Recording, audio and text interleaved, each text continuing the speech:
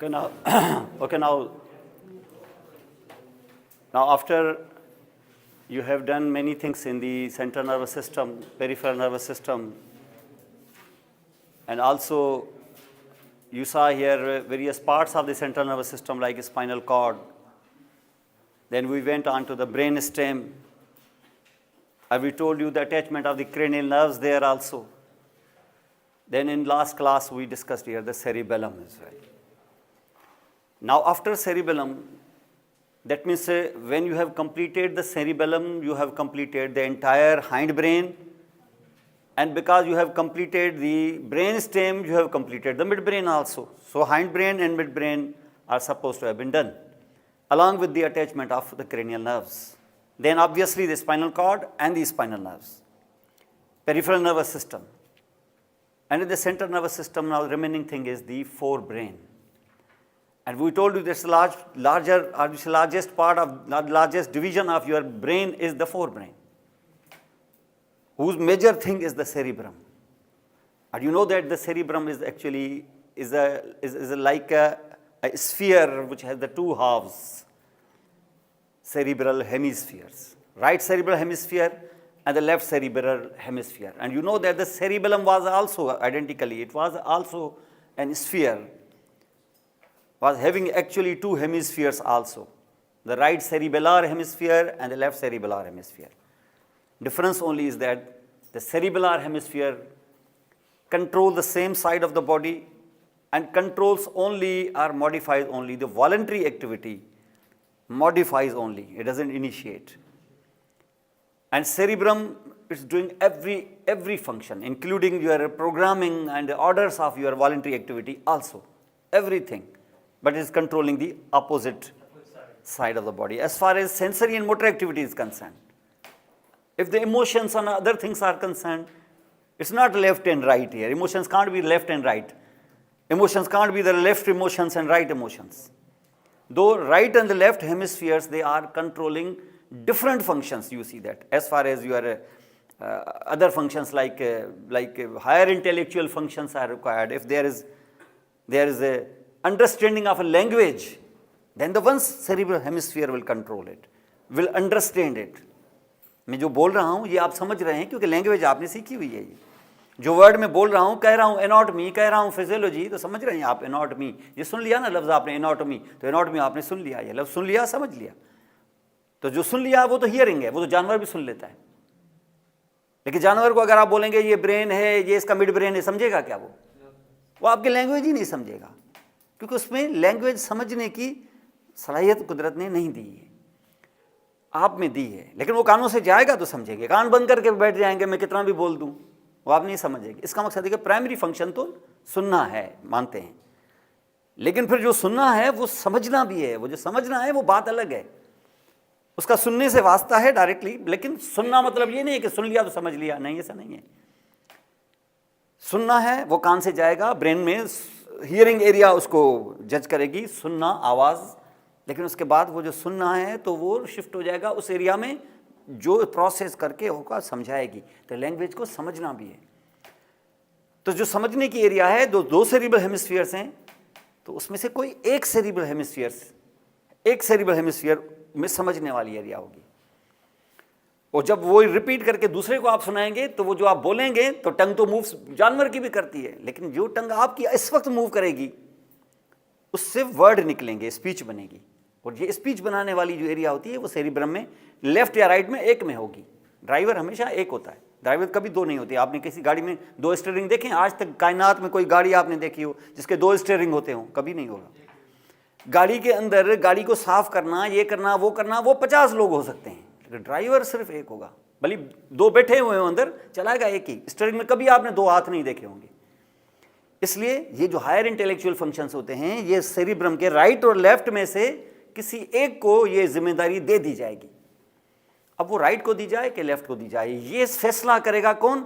ये फैसला करेंगे आपके। अगर आप राइट हैंड से लिखते हैं तो ये सारी बड़ी बड़ी जिम्मेदारियां हमारा left cerebral hemisphere take over कर लेगा। बचपन से ही नहीं, ये लिखते लिखते लिखते आस्ता आस्ता आस्ता आस्ता पावर लेता जाएगा और 10 साल तक आते आते सारे पावर्स लेफ्ट वाला ले चुका होगा, अगर आप राइट हैंडेड हैं तो। अगर आप लेफ्ट हैंडेड हैं तो फिर राइट वाला ले रहे। तो ये जो अंडरस्टैंडिंग की एरियाज होती हैं, जजमेंट की एरियाज बड़ी बड़ी, ये लैंग्वेज, ये फला फला, ये सारी चीज़ें, ये मैथमेटिक्स, ये फिजिक्स, ये सॉल्व प्रॉब्लम से सॉल्व करना, ये कौन ले लेता है? एक सेरिब्रल हेमिस्फीयर। अगर आप राइट हैंडेड हैं तो लेफ्ट, और लेफ्ट हैंडेड हैं तो राइट। स्पीच जो आप टंग को मूव करके जो वर्ड बनाते हैं ना, ये आपका, अगर आप राइट हैंडेड हैं तो लेफ्ट कर रहा है ये सारा काम, और अगर आप लेफ्ट होंगे तो राइट करेगा।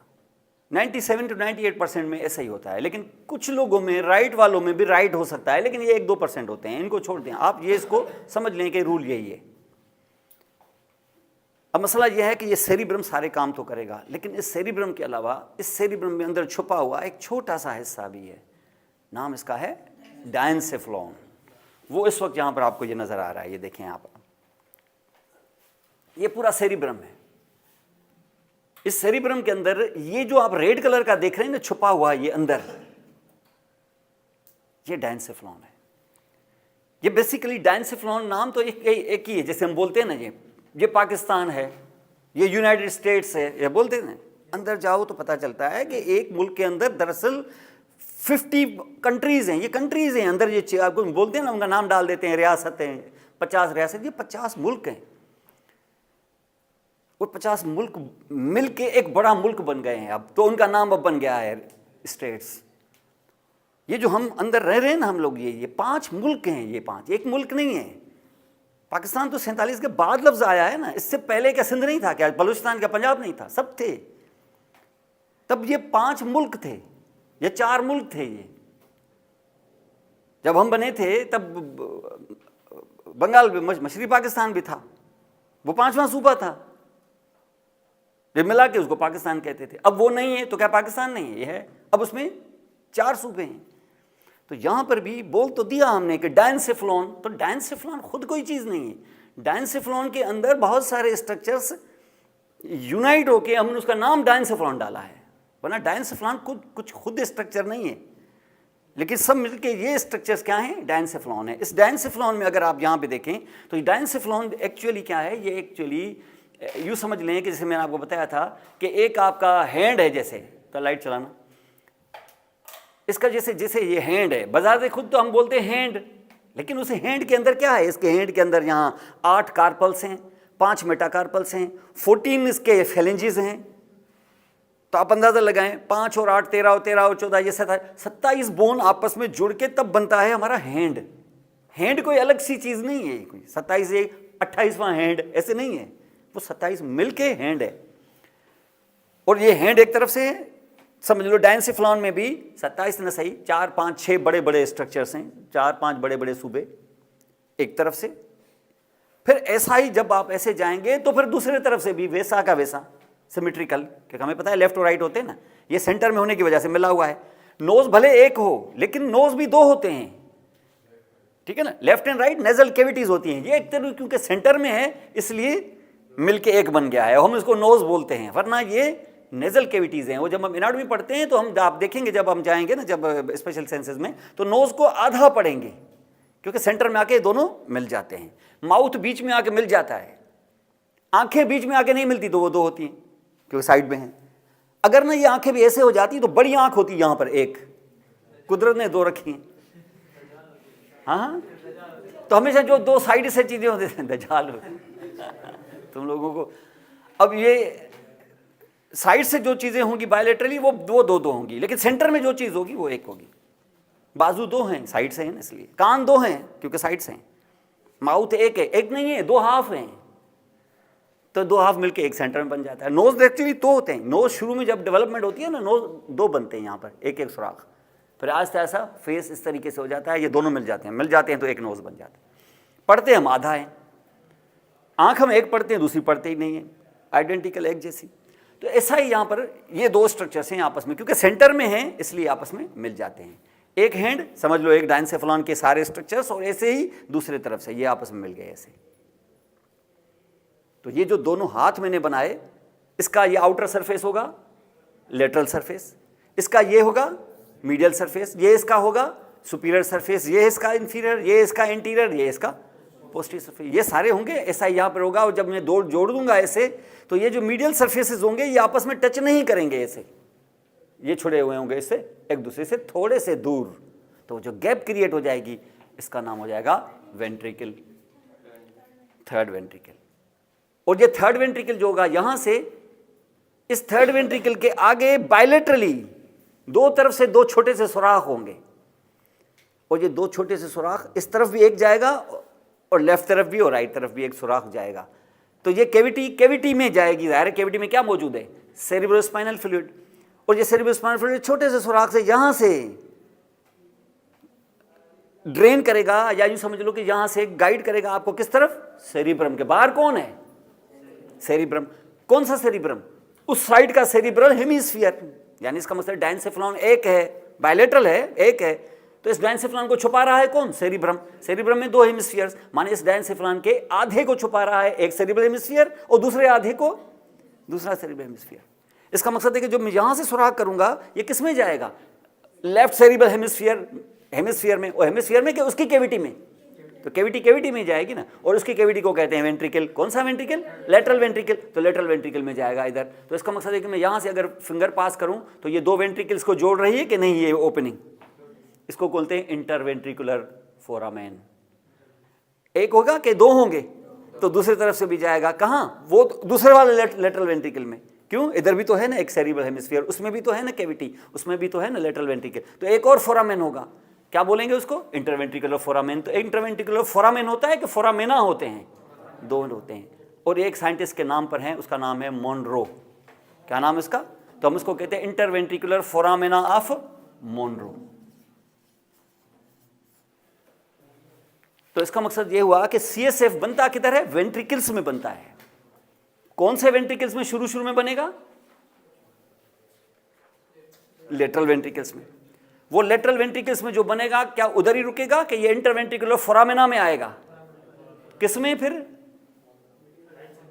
डायंसेफ्लॉन में कि उसकी कैविटी में। कौन सा कैविटी, नाम डाले ना कैविटी का, थर्ड वेंट्रिकल में। और थर्ड वेंट्रिकल में जब आएगा तो थर्ड वेंट्रिकल में और ऐड होगा, क्योंकि थर्ड वेंट्रिकल में भी तो बन रहा होगा ना। और वो जब थर्ड वेंट्रिकल में बन रहा होगा वहां जमा होगा, तो क्या जमा ही होगा या ये फिर पास होगा, कहां से, एक और सुराख डालना पड़ेगा। किस जगह, वो उस जगह डालना पड़ेगा, क्योंकि ये शुरू में ऐसे था सीधा, तो उसका ओपनिंग किधर था, इंफीरियरली। अब इंफीरियरली है कि ये ऐसे हो गया है वर्टिकल हॉरिजॉन्टल, तो वो पोस्टीरियरली है, तो वो पोस्टीरियरली ये सुराख कहां ड्रेन करेगा। अब इसके बाद क्या होता है, मिड ब्रेन। तो मिड ब्रेन की कैविटी, अब कैविटी थोड़ी है, कैनाल है, कैनाल थोड़ी है, एक्विडक्ट है, इसको बोलते हैं सेरिब्रल एक्विडक्ट। तो ये थर्ड वेंट्रिकल से फ्लूइड बह के कहां आएगा, तो इसका मकसद है कि जब सेरिब्रल एक्विडक्ट में आया तो कहां से गुजर रहा है, मिड ब्रेन से, और मिड ब्रेन के बाद पोन्स आ गया, तो पोन्स में फिर कैविटी है, फोर्थ वेंट्रिकल, तो वो फोर्थ वेंट्रिकल में आ जाएगा, और फोर्थ वेंट्रिकल के बाद सीधा नीचे बह जाएगा कहाँ, सेंट्रल कैनाल में। तो ये अंदर अंदर जितना भी आपने यहाँ पे देखा, ये सीएसएफ की ड्रेनेज है जो इस वक्त चल रही है। लेकिन ये है जैसे आपके घरों के अंदर अंदर घर की नालियाँ होती हैं, अंदर अंदर जो कंसील्ड, जिसमें बाथरूम का भी पानी है तो किचन का भी है, तो सबका पानी है, लेकिन फाइनली एक सुराख दरवाजे के बिल्कुल साथ दीवार में सुराख होगा, जिसमें पूरे घर का गंदा पानी आखिर में बाहर ड्रेन किया जाएगा। तो ये अंदर अंदर ऐसे नहीं, अंदर सीएसएफ सिर्फ अंदर ड्रेन करता है, इसको बाहर निकालना है, ये बाहर हम निकालेंगे बाद में। अभी फिलहाल आप ये देखो कि ये बात हो रही है किसकी, डायंसेफ्लॉन की, जैसे मैंने बताया ये कहा थे। तो अब आप ऐसे कह सकते हो कि third ventricle and the structures forming the walls of third ventricle, इसको मिला के कहते हैं डायंसेफ्लॉन। यानी ये रूम बना रहा है मिस्त्री, ये रूम बना रहा है। क्या रूम बना रहा होता है कि वॉल्स बना रहा होता है? तो हम बोलते हैं बाबा रूम है, ये रूम बना दिया है, बस रूम बन चुका है। रूम नहीं बना है, वाल्स बने हैं, और वाल्स के अंदर ये जो कैविटी क्रिएट हो गई उसका नाम हमने रूम डाला है। ये स्पेस तो शुरू से ही थी ना, जब से कायनात है ये स्पेस होगी, हमने उसको वाल ऑफ करके ये रूम बना दिया, ये डायंसेफ्लॉन है। तो जब हम डायंसेफ्लॉन में अंदर होंगे तो ये होगी इसकी मीडियल सरफेस, ये होगा इसका एंटीरियर सरफेस, ये पोस्टीरियर सरफेस, ये होगा इसका रूफ, ये होगा इसका फ्लोर। ये और बात है कि इनमें सुराख भी होंगे जहाँ से आया जाएगा। इसके दो सुराख साइडों से निकाल लेंगे तो बाहर इधर उधर दो रूम्स और होंगे, सेरिब्रम दो सेरिब्रल हेमिस्फीयर्स, तो उनकी कैविटियाँ फिर पीछे से डाल देंगे तो सेरिब्रल एक्वेडक्ट। हम इस वक्त डायंसेफ्लॉन में। अब ये जो डायंसेफ्लॉन है, जब आप यहाँ पे देखेंगे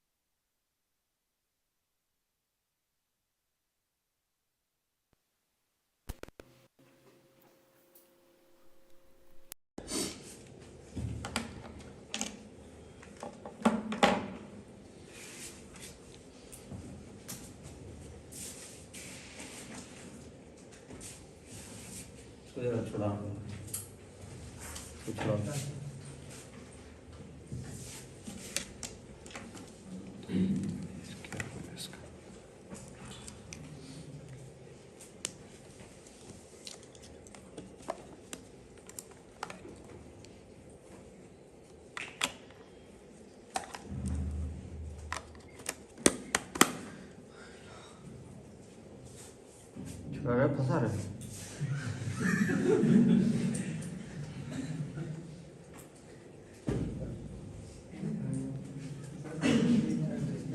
आधा से छुड़ाया, फंसाना चाह रहा था लेकिन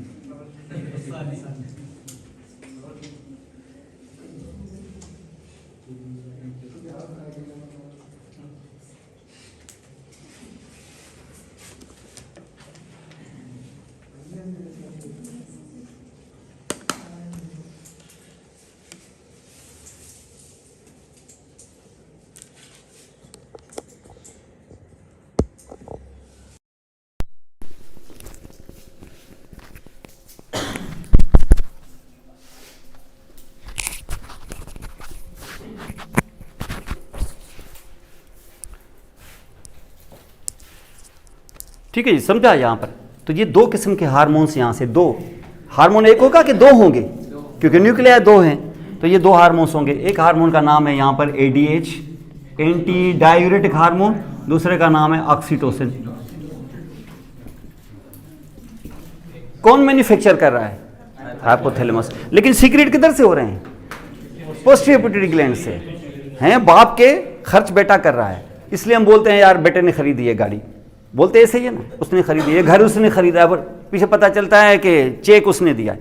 तो इसका मकसद ये है कि दो हार्मोन्स सिंथेसाइज होते हैं पिट्यूटरी ग्लैंड हाइपोथैलेमस में, यहाँ से बहते हुए आते हैं गोदाम में जिसका नाम है पोस्टीरियर पिट्यूटरी ग्लैंड, और वहीं से सीक्रेट होकर ब्लड में डिलीवर होते हैं। हम ये समझते हैं कि ये पोस्टीरियर पिट्यूटरी, हम इसीलिए उनको बोलते हैं posterior pituitary hormone. Posterior pituitary hormone, posterior pituitary gland एक गोदाम है, वहाँ कुछ भी सेल नहीं है। सेल नहीं है तो कहाँ से प्रोड्यूस होगा? वो कमाता ही नहीं है तो कहाँ से प्रोड्यूस करेगा? पैसे जनरेट इधर हो रहे हैं, डिलीवर यहां से हो रहे हैं। तो ये पोस्टीरियर पिट्यूटरी ग्लैंड है। रियल सन ऐसे ही होते हैं ना। और वो सारा काम खुद करता है, वो सारा काम खुद करता है। कैसे? ग्रोथ हार्मोन, फलां हार्मोन, ये वो 5-6 हार्मोन्स वो खुद प्रोड्यूस करता है। ग्लैंड है, उसके सेल है अंदर बाकायदा, वो जनरेट खुद करता है। अब उसे जनरेट खुद करता है। इसका फिर काम क्या है? क्या इसका काम हाइपोथैलेमस के साथ है? बिल्कुल है। ये हाइपोथैलेमस के साथ बैठा ही यहां पर इसलिए है क्योंकि ये प्रोड्यूस खुद करेगा, सिंथेसाइज खुद करेगा, लेकिन कब कब क्या क्या देना है ये हाइपोथैलेमस बताएगा। समझ गए? यानी अगर ये ग्रोथ हार्मोन है तो ग्रोथ हार्मोन को रिलीज करने का ऑर्डर इधर से आएगा, हाइपोथैलेमस से। ये हाइपोथैलेमस इसको ऑर्डर देगा। अगर ये है ACTH तो ACTH कब सीक्रेट करना है ये ऑर्डर ये देगा। समझ गए? तो ये जो है ना, ये इतना फरमाबरदार है कि बनाता सब कुछ खुद ही है, सिंथेसाइज खुद कर, सेल खुद है, हर चीज उसके पास है। लेकिन वो देगा कब? जब उसके वालिद जो है, उसका जो स्टेप फादर है जो उसको, वो क्या करेगा? वो जब उसको ऑर्डर देगा, क्योंकि अक्ल उसमें है, हाइपोथैलेमस में। वो जानता है कि कब किसको क्या जरूरत है। इसको जरूरत, इसको पता नहीं है। ये बनाता रहेगा, ये कमाता रहेगा, बनाता रहेगा सब कुछ, लेकिन देगा कब? जब ये बोलेगा। इसका मकसद ये है कि ये काम सारा का सारा जो है, ये हार्मोनल कंट्रोल जो है, ये हाइपोथैलेमस क्या होता है? वो दो तरीकों से वो बॉडी को कंट्रोल कर रहा है। एक ये कि खुद बना के पोस्टीरियर पिट्यूटरी के जरिए 2-3 हार्मोन दे रहा है, एक तरीका ये भी है उसको। और दूसरा तरीका ये है कि एंटीरियर पिट्यूटरी के पास जो 6-7 हार्मोन्स हैं उनको रिलीज करने का ऑर्डर, और जब जो नहीं जरूरत है तो उसको ब्लॉक करने का ऑर्डर भी यही देता है कि अभी नहीं दो, अभी दो, अभी नहीं, अभी। तो बॉडी के अंदर क्या क्या चल रहा है इसका होमियोस्टेसिस का पता हाइपोथैलेमस को, इसको नहीं है। ये सिर्फ कमाना जानता है, खर्च करना नहीं जानता। कब करना है खर्च, क्या करना है ये नहीं जानता। ये इसलिए यहां पर बैठा हुआ है, और हम इसको कहते हैं यहां पर। इसका मकसद है कि हाइपोथैलेमस डायरेक्टली या इनडायरेक्टली तुम्हारे पूरे एंडोक्राइन सिस्टम को कंट्रोल करके बैठा हुआ है। अब सिर्फ कंट्रोल करके बैठा हुआ है एंडोक्राइन यानी हार्मोनली कि न्यूरोलॉजिकली भी? कौन सा न्यूरोलॉजिकल कंट्रोल? Involuntary control.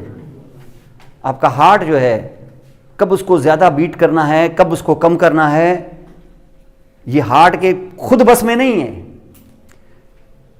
ये हार्ट को बताएगा कौन? हाइपोथैलेमस। क्योंकि हमारे पास एक सिस्टम है जिसको हम कहते हैं ऑटोनॉमिक नर्वस सिस्टम, ये सुना होगा आपने, इनवॉलेंट्री सिस्टम, जो दो तरीके से होता है। या तो आप इस वक्त इमरजेंसी की हालत में हो तो उस वक्त जो बॉडी बिहेव करेगी या आपके बस में नहीं होगा। आप दौड़ लगा के आ जाएं, आपका हार्ट रेट जो होगा देखें 100 से ज्यादा होगा। अगर आप चाहें नहीं 100 नहीं 99 हो जाए, 98 हो जाए तो हो जाएगा क्या? नहीं होगा। ये आपके बस में नहीं है। इनवॉलेंट्री कंट्रोल है। कौन है? ये ऑटोनॉमिक नर्वस सिस्टम है जो इमरजेंसी में इस वक्त आपको तैयार करे। आपकी सांसें उखड़ी हुई होंगी, रेट ऑफ रिस्पायरेशन बढ़ा हुआ होगा, स्वेटिंग शुरू हो गई होगी, आपकी अलर्ट हो चुके होंगे आप। ये सारी चीजें जितनी भी हैं वो क्या है? ये ऑटोनॉमिक नर्वस सिस्टम है। ये इमरजेंसी में आपको तैयार कर रहा है। ये वाला डिवीजन कहलाता है सिंपैथेटिक डिवीजन। और जब आप इस वक्त रेस्ट में बैठे हुए हैं आराम से, without any emergency, rest and digest system जिसको हम कहते हैं, ये पैरासिम्पैथेटिक नर्वस सिस्टम। ये दो डिवीजन होती हैं किसकी? ऑटोनॉमिक नर्वस सिस्टम की।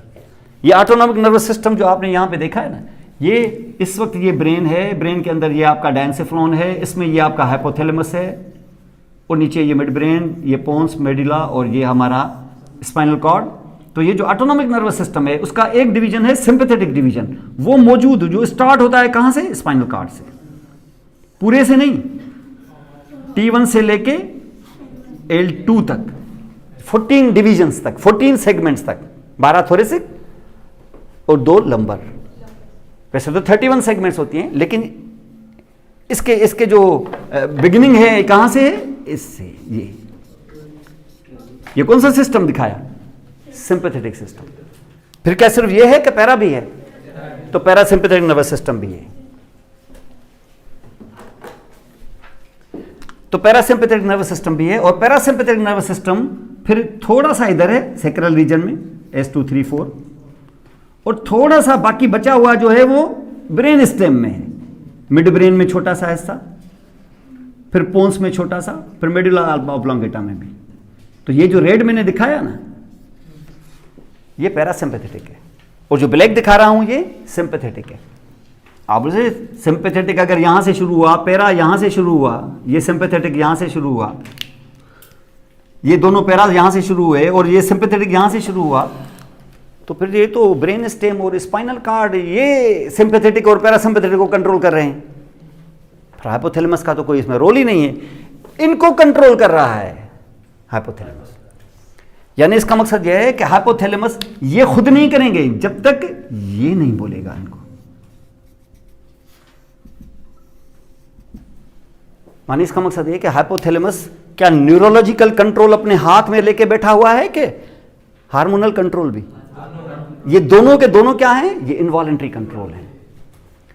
इसका मकसद है कि आपकी बॉडी को कब किसकी जरूरत है, किस चीज की, हार्ट रेट ज्यादा के कम, यूरिन को कंट्रोल करना है ज्यादा के कम, रिप्रोडक्शन को क्या करना है, मिल्क किस वक्त सीक्रेट होना है, मिल्क किस वक्त बाहर आना है, ये सारा काम हाइपोथैलेमस कंट्रोल करता है। ये सारे वर्क क्या हैं? ये वॉलंटरी वर्क नहीं है, ये इनवॉलंटरी वर्क है। जिसका काम है ये हाइपोथैलेमस का है। दो तरीकों से कंट्रोल कैसे किया उसने नीचे बैठ के मास्टर ग्लैंड को अपने घर में पाला है, और उस मास्टर ग्लैंड ने आगे बाकी ग्लैंड्स पे अपना हुक्म चला रहा है। यानी ऐसा बच्चा अडॉप्ट किया है जिसका असर 6-7 बड़े बड़े ग्लैंड्स पर है। इससे निकलवा रहा है TSH, और TSH का वर्क जो है वो तुम्हारे थायराइड ग्लैंड पे। इधर से मैंने TSH वाला मामला खत्म कर दिया, थायराइड ग्लैंड खत्म, बैठा हुआ होगा, काम कुछ नहीं करेगा। इधर से मैंने ACTH खत्म कर दिया तो इधर एड्रिनल कॉर्टेक्स खत्म। इसका मकसद है कि इतना बड़ा रोल है।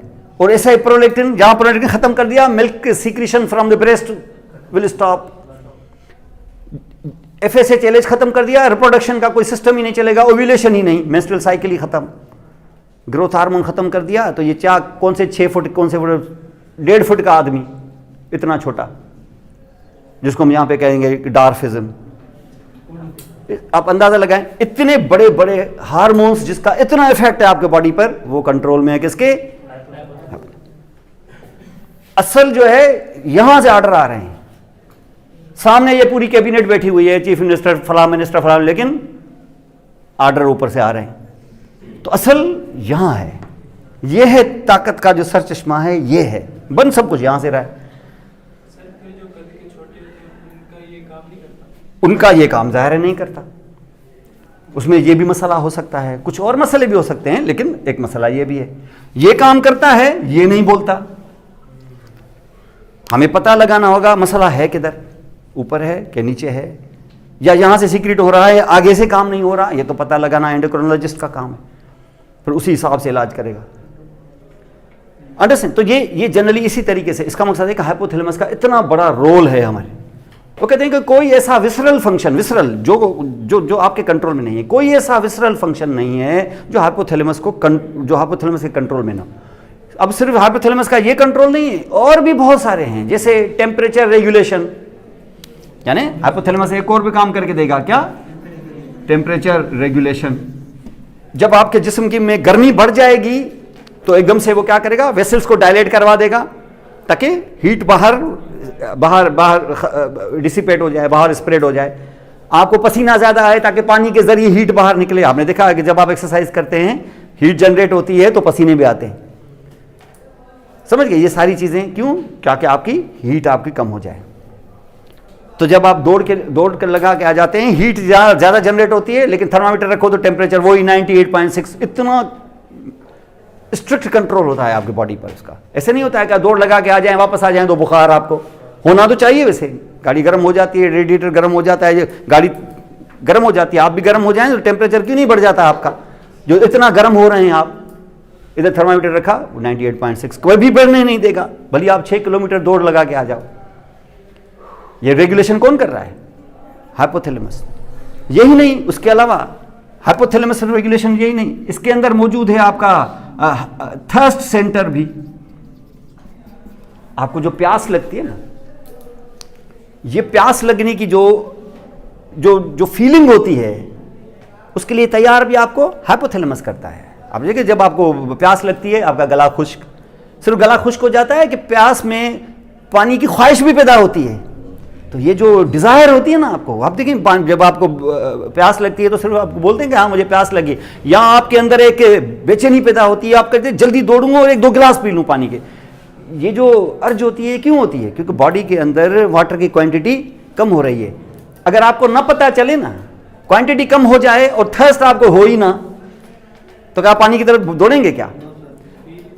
ठीक है ना? लेकिन क्या बॉडी पर इफेक्ट आएगा कि नहीं आएगा? बॉडी पे इफेक्ट आएगा। पानी कम हो रहा है, आपको थर्स्ट लगी नहीं रही है, कम हो गया, पता चला गिर गए आप, बीपी आपका कम हो गया। इसका मकसद है कि मैं गिरूं तब जाके मुझे पता चले कि पानी कम हो गया। तो नेचर ने क्या रखा उसके लिए? थर्स्ट रखिए। वो थर्स्ट कहाँ मौजूद है? यही नहीं, उसके अलावा हंगर सेंटर भी इधर है। हंगर सेंटर, जब भी आपके अंदर बॉडी में एनर्जी की जरूरत पड़ेगी, खाना कम हो जाएगा, तो आप देखें एकदम से क्या हो जाएगी? भूख लगना शुरू हो जाएगी। इसको हंगर कहते हैं। वो ये हंगर सेंटर भी किधर है? हाइपोथैलेमस में। और हंगर सेंटर सिर्फ हंगर सेंटर नहीं है, अभी भूख है आपको, आप एकदम से जाएंगे, कहेंगे जल्दी से जल्दी खाना खाऊं। खाना जब आप खाना शुरू करेंगे तो क्या ये हंगर जो आपको लगी थी 15 मिनट पहले, क्या अभी ये हंगर जारी रहेगी? क्या खत्म हो जाएगी? अगर खत्म न हुई तो इसका मतलब तुम्हारे हाइपोथैलेमस में कोई गड़बड़ है। इसको हम कहते हैं क्या? Hunger centre. लेकिन वो जो आप खाना खाते हैं 15-20 मिनट के बाद आपके हंगर कम हो जाती है, तो इसका मकसद है कि एक और सेंटर भी है, इसको हम कहते हैं सेटाइटी सेंटर। सेटाइटी, आपको सेटाइटी हो गई है, इसका मतलब आपने खाना खाया और अब आपका पेट भर चुका है। और जब पेट भर चुका होता है तो आपको खाना अब अच्छा नहीं लगता, तो इसको हम कहते हैं सेटाइटी सेंटर। कुछ लोगों में क्या होता है कि खाना खाते हैं, उनका ये सेटाइटी सेंटर जो है वो सेटिस्फाई नहीं होता, खाना खाते जाते, जरूरत से 2 गुना ज्यादा खाना खा जाएंगे, फिर भी सेटाइटी सेंटर जो है उनका सही तरीके से स्टिमुलेट नहीं हो रहा है, तो वो खाना, इस वजह से क्या हो जाता है, इसको हम हाइपरफेजिया कहते हैं, ज्यादा खाना, और उसकी वजह से ओबेसिटी हो जाती है।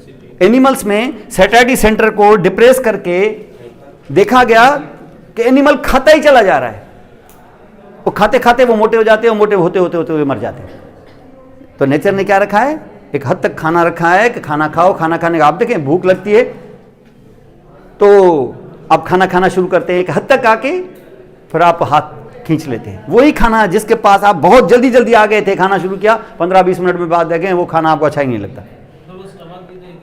भाई वो ज़ाहिर रिफ्लेक्सेस कहीं से तो आएंगे ना, इसमें आंखें थोड़ी हैं कि देख लेगा अब खाना खा लिया इसने, बस अब ठीक है, बस उठो जाके। वो जाहिर है स्टमक में कोई और चीज़ें, सिर्फ स्टमक नहीं होगा और बहुत सारी चीज़ें। जी जी जी जी, क्रेविंग्स के अंदर साइकोलॉजिकल एलिमेंट भी होता है। अगर आप किसी चीज़ में अगर आप खुद को ट्रेन करें तो भूख लगने के बावजूद आप उसके सामने नहीं जाओगे, क्रेविंग आपको नहीं होगी। ऐसे क्रेविंग में इमोशनल एक टच भी होता है, एक एडिक्शन जैसे होती है ना क्रेविंग। जब आप एक चीज़ को, अब जिस चीज़ की क्रेविंग आपको है मुझे नहीं हो सकती। कुछ लोग होते हैं चिप्स बर्गर फलां ये वो फास्ट फूड की क्रेविंग होती है उनको, कुछ को नहीं होती। चीज़ तो सेम है, सबको नहीं है नेचुरल। इसका मकसद ये है कि ये क्रेविंग में एक इमोशनल एक एडिक्शन है एक तरह से। इसलिए हर वो चीज़ जो आपको मजबूर करे ना खाने के लिए, तो इन चीज़ों से दूर रहें। वो कहते हैं ना कि जायके में शैतान छुपा हुआ है। आप समझें, कुदरत ने खाने में जायका रखा है, ये बोनस है, ये अल्लाह की तरफ से है, चीज़ों में टेस्ट है। लेकिन उस टेस्ट की एडिक्शन हो जाए आपको, ये मना आप खाना खाएं ही जायके के लिए, तो ये एक शैतानियत है। खाना अल्लाह ने जायके के लिए सिर्फ नहीं दिया है, जायका एडिशनल चीज़ है, ये वैल्यू है, एडेड है, ताकि खाने में थोड़ा सा जायका भी हो तो आप खाएं भी। हम लोग क्या करते हैं, खाने को जायका देने के पीछे पड़े हुए होते हैं, उसको और पकाओ और फ्राई करो और डालो ताकि मज़ा आए। इसका मकसद है हम और उसके दौरान हम क्या करते हैं, जिस काम के लिए खाना बना है वो न्यूट्रिशनल वैल्यू इसका ख़त्म हो जाता है। अल्लाह ने दिया न्यूट्रिशन के लिए और हमने उसमें से जायका निकाल के उसके न्यूट्रिशन को तबाह कर दिया। अल्लाह ने इसलिए दिया है क्या? अल्लाह ने कुरान शरीफ इसलिए यहाँ उतारा है कि तुम उसको रटना शुरू कर दो। ये उसका सेकेंडरी वर्क है। अगर उसमें तुमने हिफ्ज़ भी कर लिया तो ये भी अच्छी चीज़ है, लेकिन ये प्राइमरी चीज़ नहीं है। प्राइमरी चीज़ है उसको समझ के पढ़ना और उसमें अमल करना, अमल भी करना। ऐसे नहीं है कि हाँ बिल्कुल ठीक अच्छी चीज़ है और जाके करो उल्टी जाके, तो इसलिए तो नहीं आया होगा ना, जाहिर है। वो तो हमें खुद समझ में आता है, इतनी अकल तो है ना इंसान के अंदर। तो यहाँ पर ये चीज़ें, यहाँ पर तो ये satisfactory centre, hunger centre, temperature regulation, neurological control, ये इतने कंट्रोल्स आपके हाइपोथैलेमस में है। उसने क्या किया है, दो कैंपों को अपने मुट्ठी में ले लिया है। एक ये न्यूरोलॉजिकल, सिंपैथेटिक को भी और पैरासिम्पैथेटिक को भी, और दूसरा पिट्यूटरी ग्लैंड हार्मोनल। और उस पिट्यूटरी ग्लैंड के लिए वो आगे पीछे जा ही नहीं रहा है।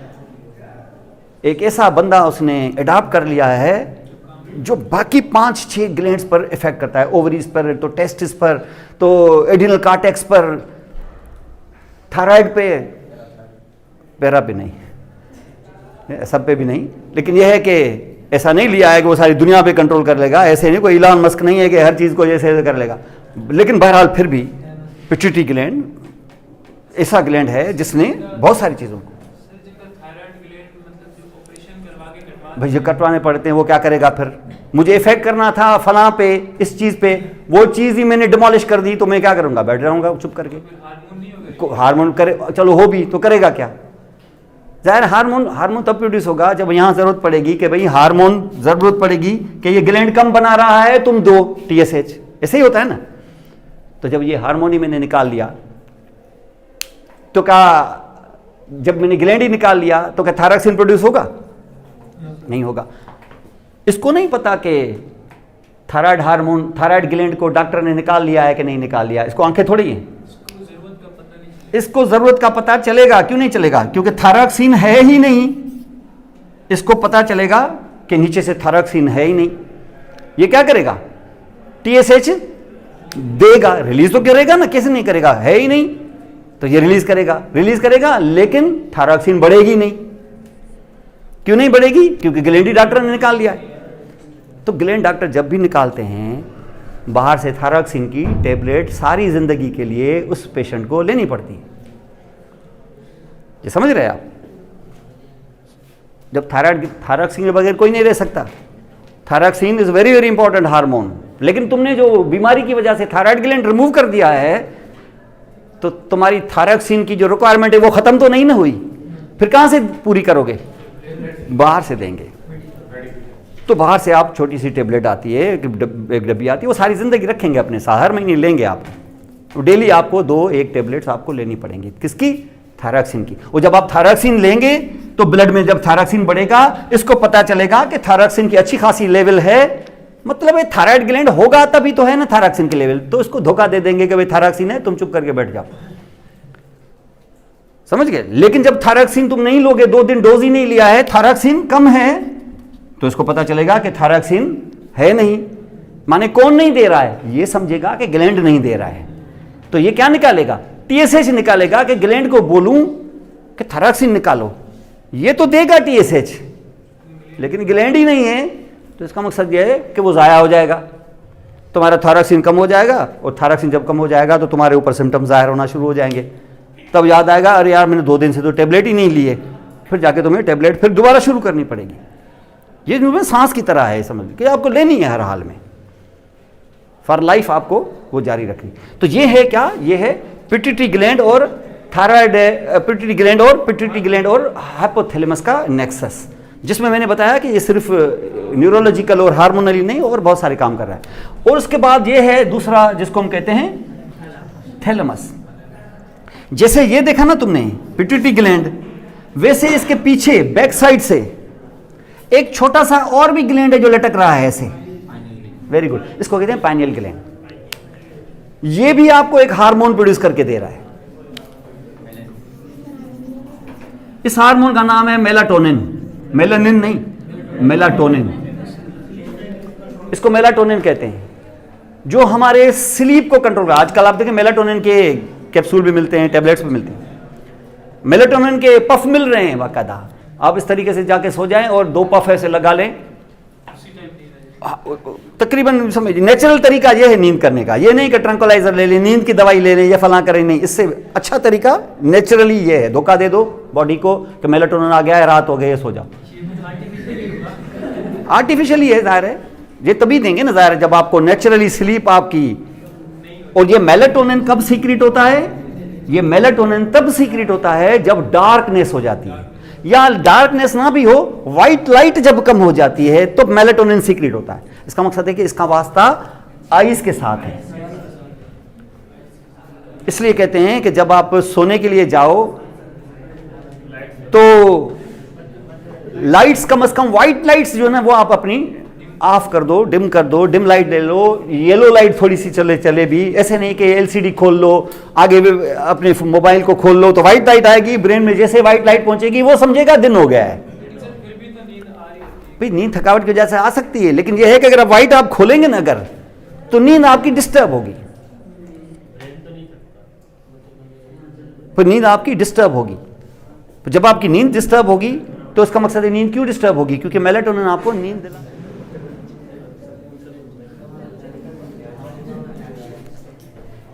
ठीक है, तो ये इसकी ये सेंटर जो है ये क्या है? ये अपने अपने टाइम पे काम करते हैं, यानी भूख भी आपको एक टाइम से लगेगी।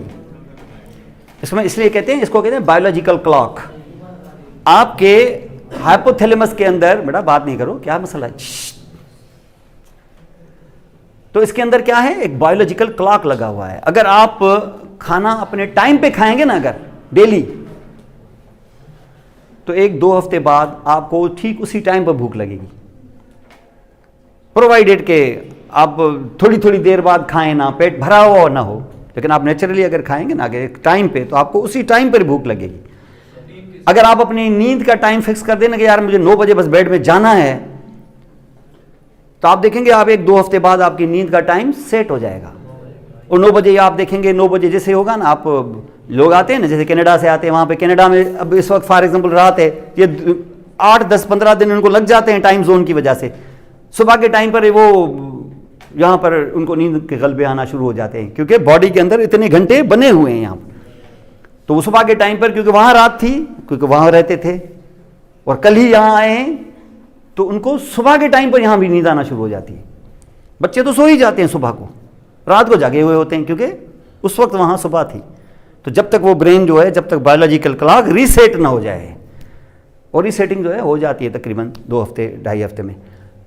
इसलिए कहते हैं कि आपकी जो आदतें होती हैं ना, वो 21 दिन में आपकी आदतें ख़त्म हो सकती हैं, प्रोवाइडेड कि आप वो 21 दिन अपने ऊपर विल पावर रखें 21 डे, 3 वीक्स जो है मिनिमम है, मिनिमम 3 वीक्स में आपकी आदत जो है वो प्रीवियसली जिसको कहते हैं यार मुझे आदत पड़ी हुई है मैं क्या करूँ, आप 21 दिन तक अपने ऊपर जबर करें, ये चीज़ ना करें आप देखेंगे 3 हफ्ते बाद आपकी वो क्रेविंग खत्म हो जाएगी, वो आदत खत्म हो जाएगी। वो लोग क्या है कि वो 21 दिन हम बर्दाश्त नहीं कर पाते। सिगरेट स्मोकर को अगर आप 21 दिन तक आप सिगरेट से दूर रखो ना, 22वें दिन पे वो सिगरेट खुद ही नहीं पिएगा, क्योंकि उसमें एडिक्शन है। हाँ, प्रोवाइडेड के एडिक्शन ना हो, उसके अंदर एडिक्शन है तो फिर उसका इलाज अलग तरीके से होगा। एडिक्शन नहीं छूटी, एडिक्शन के लिए इलाज है। एडिक्शन में ये है कि फिर जैसे शराब है, शराब फ़ौरन नहीं छुड़ा सकते आप, छुड़ाएंगे तो शराब से उतना नुकसान नहीं है जितना छुड़वाने से। अब डॉक्टर छुड़वाएगा उसको, ये एडिक्शन है। हेरोइन एडिक्शन है, मॉर्फिन एडिक्शन है, ये एडिक्शन है, ये बीमारी है, इसका इलाज है। सिगरेट एडिक्शन नहीं है, सिगरेट छोड़ सकते हैं, वो क्रेविंग है, हैबिट है। एक होती है हैबिचुएशन, एक होती है एडिक्शन, एक आदत होती है, एक होती है एडिक्शन। तो ये एडिक्शन जो है इसके अंदर फिजियोलॉजिकल जो है ना, वे फिजिकल सिम्टम्स होते हैं उसके, विथड्रॉल सिम्टम्स। तो एडिक्शन में आप छोड़ नहीं सकते, हीरोइन को नहीं छोड़ा चाहिए। ये नहीं है कि हीरोइन छोड़ दो इसको, मैं 22 दिन तक इसको दूर रखें तो 22 दिन से क्या 18वें दिन में मर जाएगा। वो इसलिए कहते हैं कि वो अगर हीरोइन के नशे पे है तो उसको भंग के नशे पे लगाओ, ताकि थोड़े से कम नुकसान पे ले आओ, फिर आस्ता आस्ता छोड़ो। ये लंबा पीरियड, इसके लिए क्या चाहिए, इसके लिए साइकेट्रिस्ट चाहिए, डॉक्टर चाहिए, इसको ऐसे नहीं छोड़ाया जा सकता। तो इट विल लाइक, तो ये जो हाइपोथैलेमस है ये इतना, और ये इसके साथ एक और ग्लैंड जुड़ा हुआ है, क्या है, मेलेटोनिन। ये क्या है, मेलेटोनिन भी क्या है, डायनसेफ्लॉन का हिस्सा है। इसके वाल बना रहा होगा, पोस्टीरियर वाल, और साथ में इंफीरियर वाल, और ये है थैलेमस। और थैलेमस आपको बताया कि थैलेमस वो स्टेशन है जिसमें सारे के सारे बॉडी के जनरल हों चाहे स्पेशल सेंसेस हों, वो सबसे पहले थैलेमस में रिले होते हैं, सवाए समेल के। समेल को छोड़ के, समेल डायरेक्ट सेरिब्रम में चला जाता है। तो ये जो पेन वगैरह बॉडी के अंदर से जैसे ये पेन का सिग्नल यहां से आया था, स्पाइनल कॉर्ड ने रिसीव किया नर्व्स के जरिए, यहां से पिन प्रिक की इधर और यहां गया है, और उसके बाद ये चढ़ते चढ़ते चढ़ते कहां आएगा, पहले सेरिब्रम में नहीं जाएगा, पहले थैलेमस में आएगा। तो थैलेमस में आएगा और थैलेमस लेके बैठ जाएगा कि उसके बाद अगला ऑर्डर ऑफ न्यूरॉन जाएगा फिर सेरिब्रम में, ठीक है ना। क्या थैलेमस पेन फील नहीं करा रहा था, पेन फील कराएगा, लेकिन पेन की क्वालिटी का पता नहीं चलेगा कहां, और लोकलाइजेशन का पता भी नहीं चलेगा कि किधर हो रहा है पेन, ये कहां पिन प्रिक हो रहा है। ये लोकलाइजेशन, इतनी डिटेल्स और पेन के साथ जुड़ी हुई और चीजें। आप बोल रहे हैं और क्या चीजें, पेन है पेन फील हो रहा है, क्या पेन है पेन फील होता है, कि पेन के साथ डर भी होता है, डर के साथ अनप्लेजेंट फीलिंग भी होती है। पेन ऐसा होता है कि पिन प्रिक क्या यार बहुत पेन, अच्छा बहुत जबरदस्त पेन, ऐसे हुआ है कभी, या गुस्सा आता है, तो पेन आपने पेन है, पेन से गुस्से का क्या वास्ता, आता है कि नहीं आता। तो इसका मकसद है कि पेन के साथ जुड़ा हुआ है गुस्सा भी। और अगर थोड़ा सा प्रेशर है मजा, तो मजा आता है। बड़े बूढ़े कहते हैं ना, आ जाओ जरा पैर तो दबा देना जरा मेरे, तो हम किसी खुशामद करते हैं, पांव दबाते हैं, उसका पांव दबाते हैं, क्योंकि उस दबाने से एक प्लेजर आता है। आप बोलते दबाना है, दबाना होता है, दबाने से प्लेजर का क्या वास्ता, ब्रेन से जुड़ी हुई है ये सारी चीजें। तो इसका मकसद है कि ये सारा काम कौन करेगा, सेरिब्रम। थैलेमस सिर्फ प्रेशर का फीलिंग देगा, हाँ प्रेशर हो रहा है, ठीक है सही है, लेकिन ऐसे ठीक नहीं है, उससे प्लेजेंट फीलिंग आएगी। थैलेमस और ये सारी चीजें इस तरीके से, टेस्ट है आपने जुबान पे रखा, मीठा है, थैलेमस ने फील करवा दिया। लेकिन ये मीठा किस चीज का है, कौन सही, ज्यादा मीठा के कम मीठा, किस चीज की है, ये आपको पता नहीं चलेगा जब तक थैलेमस अपना ऑर्डर ऑफ न्यूरॉन अगला कहां देगा, सेरिब्रम में देगा। अब आपको पता चलेगा मीठा, ये फला मिठाई, ये पेड़ा है, ये फला का है, ये मटैरी का है, ये मेहड़ का है, फला का है, सब आके बंद हो, आपको पता चल जाएगा। और साथ में आपको प्लेजर भी होगा, खुशी भी होगी। मीठे से खुश होते हैं आदमी, लोग मीठे देते हैं ना, मिठाई देते हैं, केक देते हैं, क्यों देते हैं, कभी देखे गए आप करेले लेके जाएं अपने बॉस के पास, सर ये बहुत अच्छे करेले मेरे, वो कहते दफा हो जाओ यहाँ से, शक्ल पहले ही तुम्हारी अच्छी नहीं, ऊपर से करेले लेके। ऐसे होता है कभी दिया हो आपने, कचरा दे के गए हो, सर ये मेरे मोहल्ले में होता है कचरा, कभी ऐसे हुआ है आप। हम क्या करते हैं, खुश करने के लिए क्या करते हैं, प्लेजेंट फीलिंग्स में क्या होता है, अच्छी सीन, अच्छी खुशबू, परफ्यूम देना, ये करना वो करना, अच्छी बातें, खुशामद, उसमें होगा कुछ नहीं, फिर भी आप कहेंगे सर आप बहुत जबरदस्त, आपने बहुत अच्छी मैनेजमेंट है, वो बाहर गंद लगा हुआ, लेकिन लोग खुशामद से खुश होते, हियरिंग के जरिए खुशामद, स्मेल के जरिए खुशामद, टेस्ट के जरिए खुशामद। बिल्कुल घटिया होगा तो पाँव भी दबाएगा, टेक्टाइल खुशामद, ये तो बिल्कुल घटिया कोई होगा सफ़ा बिल्कुल। 3 तो है जो थोड़ी इज्जत वाली, मतलब है थोड़ा सा बर्दाश्त के अंदर, यूँ समझ लें कि मतलब सेल्फ रिस्पेक्ट भी ख़राब ना हो, खुशामद भी साथ में हो जाए। कैसे? हियरिंग के ज़रिए खुशामद, स्मेल के ज़रिए फ्लावर बुके लेके जाते, आइज़ के ज़रिए कैसे? फ्लावर में खुद एक सीन होती है ना, खूबसूरत लगते हैं और बन ठन के जाते हैं आप, ताकि वो सीन अच्छा लगे, वो खुद ही खुशामद हो। और दूसरा टेस्ट के ज़रिए, मीठे के ज़रिए, मीठा हो जाए। आपको पता है हमारा तो नारा है, कुछ मीठा हो जाए, कोई मर जाए तो मीठा, कोई पैदा हो तो मीठा। और हमारा मौलवी जो है वो पूरा मीठे से भरा हुआ, वो पूरी शुगर की बोरी है जैसे, वो पेट ही उसका घुटनों तक लगा हुआ होता है, फिर भी पंडित जो है वो मीठा। पंडित देखें आपने, उसके पेट के अंदर ऐसे 2-3 फुटबॉल है, ऐसे ऐसे तो होते हैं। ऐसे बदबख्त सारे, इन्होंने हमें भी मीठे के पीछे लगाया हुआ है। हम जो देखते हैं, जाहिर है वहाँ जाओ, मस्जिद में जाओ, इमाम बैठा हुआ है यहाँ पर, वो सारा, कोई इमाम आपने फिट देखा है आज तक? कभी वो इमाम होगा ही नहीं, वो होगा 2 नंबर ही कोई इमाम, वो फिट ऐसे फिट इमाम जो होगा वो आपको पता। इन्होंने मीठे के पीछे लगाया हुआ है। सिंध के अंदर जो सबसे ज़्यादा फैक्ट्रियाँ हुई हैं ना, वो शुगर की।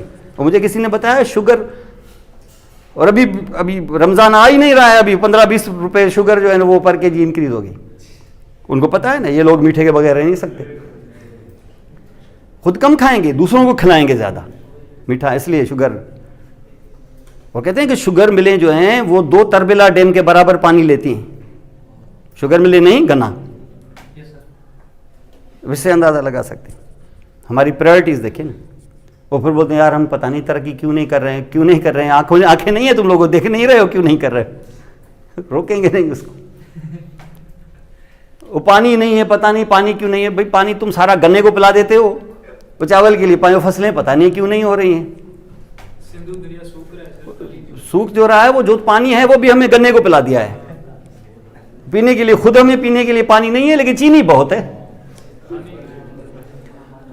अंडे से। तो ये थैलेमस और हाइपोथैलेमस, तो ये थैलेमस सारे जितने भी पेन वर्क सब इसी के पास आएंगे, इसके पास आएंगे, और ये आगे सेरिब्रम के पास भेजेगा। ये डायनसेफ्लॉन है, उसमें 3rd वेंट्रिकल, ये सारी चीजें, ये सारा खेल जो मैंने बताया ना अभी आपको, इस पूरे ड्रामे का नाम डायनसेफ्लॉन है। और ये जिस कब्र में दफन है उसका नाम सेरिब्रम है। आखिरी हमारी स्टेशन ये है। अब ये थैलेमस अपनी सारी चीजें हैंडओवर करेगा किसको? थैलेमस को, सेरिब्रम को सारी। तो ये वहां उनको करेगा, सिर्फ उनको करेगा कि वहां से लेगा भी। अब मोटर ऑर्डर वहां से आएंगे, वो डायनसेफ्लॉन रिसीव नहीं करेगा। डायनसेफ्लॉन का काम है कि रिसीव करके देना, और सेरिब्रम का काम है कि सिर्फ लेना, कि अब ऑर्डर देना भी। वो जो देगा वो डायनसेफ्लॉन के बाहर से गुजर जाएंगे, क्योंकि मेरा टारगेट अब डायनसेफ्लॉन नहीं है, मेरा टारगेट अब बॉडी के और रीजन हैं। तो मेरा टारगेट कौन होगा? ब्रेन स्टेम, ताकि मैं किसको कंट्रोल कर सकूं? नर्व्स को। नर्व्स वहां से निकलती हैं। अब कौन सी नर्व्स? स्पाइनल और क्रेनियल। तो वो जो आने वाले ऑर्डर होंगे वो किस पर इफेक्ट करेंगे? सेंसरी पे कि अब मोटर पे? तो वो जो नीचे आएंगे वो ट्रैक्स होंगे, डिसेंडिंग ट्रैक्स। इसको देखेंगे हम नेक्स्ट क्लास जो अभी आएगी हमारी। ठीक है, अभी आप थोड़ा सा रेस्ट करो 10-15 मिनट, तो फिर शुरू करते हैं। आते हैं ना सेरिब्रम पे, आते हैं, बताते हैं।